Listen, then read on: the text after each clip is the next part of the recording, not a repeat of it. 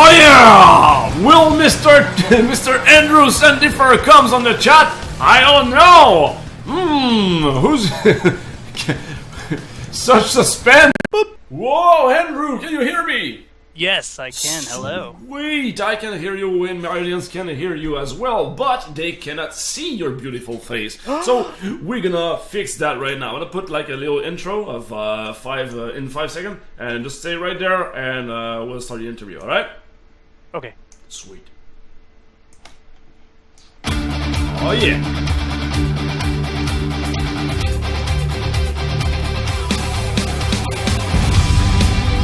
Awesome people I'd like to be! Sweet! Please welcome Mr. Andrew Sandifer from 2DHeroes. Andrew, please present yourself, present your game, present how awesome you are. You are in the spotlight for the next 30 minutes, so go ahead. Oh man, I gotta just come up with this on the spot. Alright. I'm Andrew. I run a company called 2DHeroes. I've been a game developer for I think about 10 years full time now. Oh, and, shit. Yeah, All I got started. I got started on Flash. I see somebody in the background. Oh, yep, Julio's back there. It was like holding some toast. Right. Yeah, I got started making Flash games really early on. That's actually where I met you on FGL. Yep.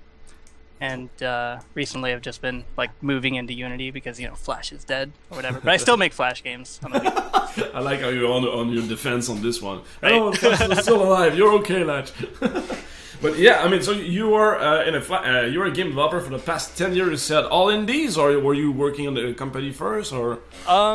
So I was working doing graphic design for some like funeral like making obituaries and like doing like graphics for that. And like one day I was like, you know what, fuck this. So that I just quit my job, and then I just became indie. So I've been indie since. Oh, sweet. And that was like in 2006, 7, something? Yeah, I think 2005 was Oh, okay, so it's longer than me, so you have more experience than myself. Oh my god, so I'm gonna have bow, you know, so that's why you're an awesome people I'd like to be. There you go. So, okay, tell me more. You made a couple of Flash games, well, just not a couple, I think. I think I have like 30 games on my FGL account. Wow. Okay. First, your team. Are you alone, or do you do the graphic code and everything? Or are you that kind of person? Or? So I do the code and the art myself, and then I usually outsource the music to one of my friends, whoever wants to do music at the time. Okay. But you do the rest for yourself, by yourself. Yes. Damn. Okay. So how do you make code and art at the same time? That's a superpower to me. That's like insane. I'm only like good at coding, and that's it. Yeah. I actually usually just start with like I have like this image in my head of like what I want the game to look like. So I'll like just sit for a day in Photoshop and like make like a mock-up screenshot of the game, and then after that, like I get super inspired by like the visuals of the game, and I'm like, oh, I need to program this. So then I start just prototyping it and making it come to life. Okay, and all by yourself. I mean, that's really. I mean, that should take time. I mean, since you're all alone, how long is your typical game development process? Like a couple of months or a couple of years? I'm super guilty of if a project lasts more than like 2 weeks, it's very likely that I'll drop it. So most of my games are made in like a weekend. Like I think my longest game that I've actually finished and released was like 2.5 weeks, and that was Pixel Purge. Okay, yeah. So I do a lot of game jams though. Pixel Purge was one of my inspiration for Frantic Frigate. I believe so. I played Frantic Frigates before we actually met. I played Frantic Frigates. I was like, I wonder if he played my game because this is super similar. Yeah, but it's an honor that you were inspired by that. I really liked Frantic. Yeah, I hope you didn't think that I was trying to clone your game or something. But I was like, I played the Pixel Purge, and there was a couple of other one like Frantic as well. Frantic was one of my inspiration, and I don't know. I was like, I want to try to make that kind of game in a weekend. That's it, pretty much. Like you said, in a weekend, let's do something, and But yeah, pixel ports were really awesome. So yeah, you made like 30 games. that just blow my mind, man. Like, I'm a team. I mean, we are a team, and your development process is faster than us. So yeah, you have everything, man. You can code, you can art, and you're faster than myself. That's it. It's I'm super out. haphazard But. though. Like it's. I need to work on my consistency. That's definitely a real problem. Shut up, Luke. Luke like is here. Yeah, he's. Was it the guy in the pajamas? Point the camera at him. Hey, Luke. How you doing, Luke? Luke is a viewer here. Is the Luke Burtis. He's also on Let's and Friends from time to time, guys. So now, where are you up to? I mean, I think you work with, like, kind of... I don't know if you work with or with Tiny Build. You have, like, an association with them or something, right? Yeah, so Luke's my roommate, and he is the managing partner for Tiny Build, and well, also 2DHeroes now. He handles finances and stuff for me, so there's a lot of crossover there.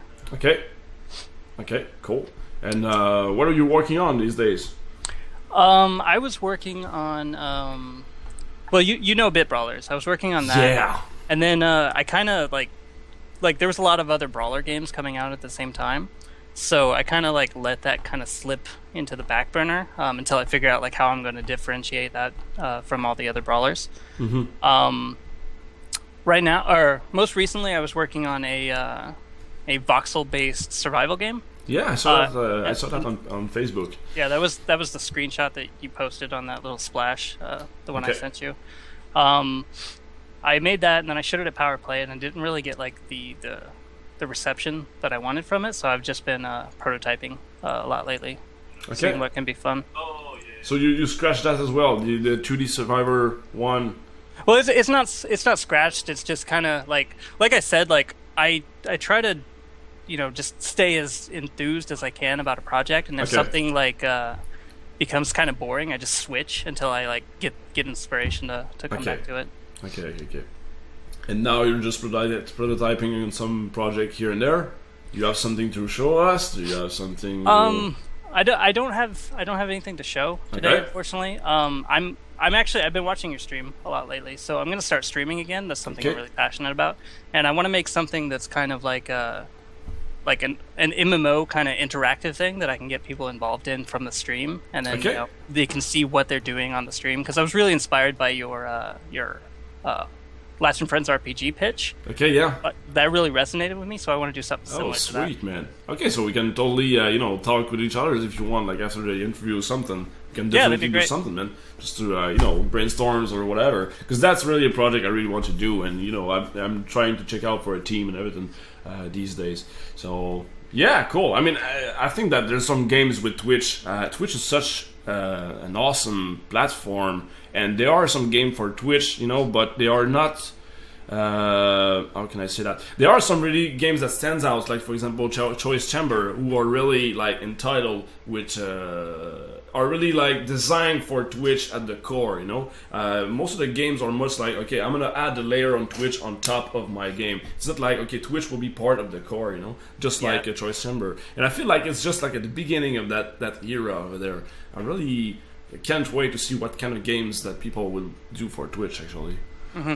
Yeah, when I was working on my sandbox roguelike game, I actually spent a day and I implemented Twitch chat commands. So then, like, people could like spawn enemies on top of me or like change something about the game while I was playing, and people really like enjoyed dropping enemies on my head. So I'm gonna explore that some more.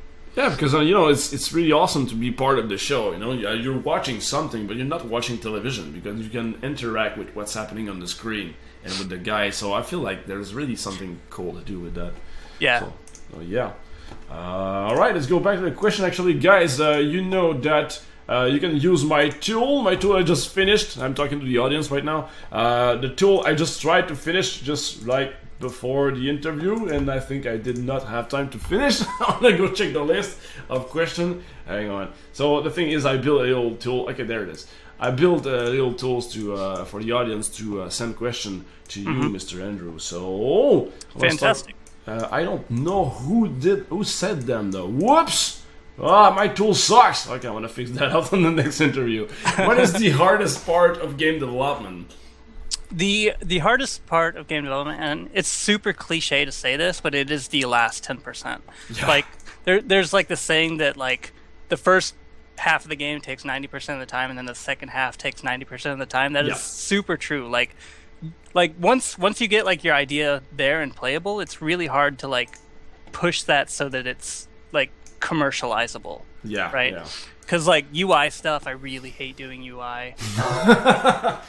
Polish and effects is pretty fun, but like doing like save games and stuff, I really hate doing save game stuff. Yeah, so that's usually where like my projects just lose their momentum. I spent the entire, I think it was Monday and Tuesday, just on making icons for Xbox controller for the control screen. I think I spent like 3 days just on the control screen. You know, the screen where you can just map different buttons on the controller. I was like, can I just finish that right now? You know, just like spend 3 days on one screen that 90% of people won't see, you know, but if it's not there, people will notice it, and if it is, people won't notice it, you know. Yeah. But yeah, I do agree with you. Like after the first 90%, there's the second 90%. That's so true, so true. Okay, I got another question. How was game developing back in the days? Back in the days, man. I remember when I first started out, I couldn't wrap my head around programming at all. Like none of it. So like I started out doing like little text-based games. Like I know I said I started in Flash, but really I was doing like HTML games that like would reload the web page to change like the state. But yeah, that was tough. Then like I spent like a year just to like try to fit my mind into like the programmer's thinking box, if you will. Mm-hmm. And like once it clicked, like it got a lot easier. But yeah, that was the hardest part, I think, was learning to code. Yeah. I mean, did you got any education on coding, or you just like self-taught everything? Yeah, I'm not really like a big fan of like the education system, like the whole you have to go to college, you have to do this. So like pretty much right out of high school, I started tinkering with computers and teaching myself everything. Oh, okay, sweet. Okay, cool. That one was. I mean, how did you you just like get some books or watch everything on the internet and that's it? Yeah, I didn't have a computer for the longest time, so I'd like walk down to the library. You wanted to code and you didn't have a computer, right? So I'd like I said, I got started with web pages, so I'd like find a web page, like a web game that I liked, and like just view source, and then start like figuring out what different things do. Okay. And that's how I got started. Okay, cool. And now, do you still have some places to learn how to code, or you're just like you're on your own now, and you feel comfortable enough, or do you have like some website or something to tell the audience like you should go over there if you want to learn coding or something? Yeah, I could do a shameless promotion here, I guess. My friend Jesse Freeman, he has a like a ebook series thing of tutorials that I did the art for. And it teaches you how to make, I think it's a platformer is the first like lesson. Okay, cool. And I'll try to find the link to that while we continue talking.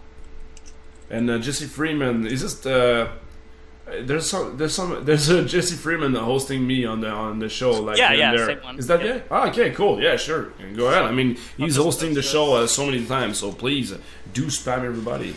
Okay, sweet, man. Thanks a lot for that. I love Jesse Freeman. There we go. You already a couple of people say like, "OMG, I love Jesse Freeman."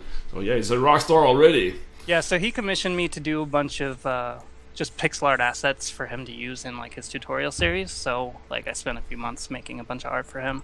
Okay. All right. Next question will be: what was your largest hurdle you had to overcome in your career? The largest hurdle, I think would have to be like going back to like the whole programming thing. Like I started off just being an artist. Yeah. And I worked with a bunch of programmers that kind of just fell out of contact, and like my games would never like get done. I had this 6-month project that was supposed to be an RPG with like a team that was everybody was remote, and it just fell off because like half the people just disappeared one day. So so I decided that I wasn't gonna like try to rely on people anymore, and then I just started like learning how to do everything myself. Hang on, did you spend like 6 months on that project and then went to nothing? Yeah. Oh shit! Yeah. It just died. Oh. And how do you, maybe a personal question, but how do you survive right now? I mean, where do you get some money from for the production? Do you have like a couple of games still selling or advertisement or something? How do you get going? Hello, Luke. Simon says hello, Luke. He sees you. We all see you. There's like hundreds of people seeing you in your pajamas. So money. I live very, very cheap. Okay. So it's not super hard. Right. Everybody's laughing back there. I still get money from contract jobs that I did a while back. Okay. They're late on paying me, so I just get a couple every month. I also do Flash games because I mean, as much as people want to say that Flash is dead, like there's still money to be made there. Like I think my last Flash game sold for like $2,500, and I spent a weekend on it, so there's still money there. Oh, okay, cool. So yeah, just little odds and ends, little projects between working on my bigger projects. Yeah, I do agree for the Flash thing. I mean, back in the days, like in 2010, you could get like 40 grand for one single Flash games. But nowadays, like people prefer to pay that amount of money for 10 games instead of just one game. But yeah, you definitely don't want to put all your eggs in the same basket. Yeah. But like little game jam prototypes and stuff, you can still make some decent money on that. Yeah, totally. And I call that like paid university. So you just like make a game, try to teach yourself some code, art, and the process of game development. And then you put that, and you can sell them, so you can, get some money to get going. So yeah, definitely totally agree. All right, what about the next question? So Andrew, tell me, what is your secret to get all the ladies? I saw this question on your stream. That was my question, actually. Yeah. Oh my god. The secret to getting all the ladies is to make fantastic games. So just go out there, make the best game you can, and the ladies will come to you. Deal with it. Oh, nice. Yeah. You come to a bar with your games, like, hey, you want to play that? Right. No, seriously. Like, I made a game for the FGL Game Jam a couple weeks ago, and last time I was out drinking, I just had it on my phone. And I just hand it to people, be like, hey, you want to play a game? And it works, dude. People will play a game right there. So that's the secret to attract the ladies. Beautiful. Okay, hang on. How was it when you coded for the first time? When I coded for the first time, I think I broke my keyboard just bashing my head against it. It was terrible.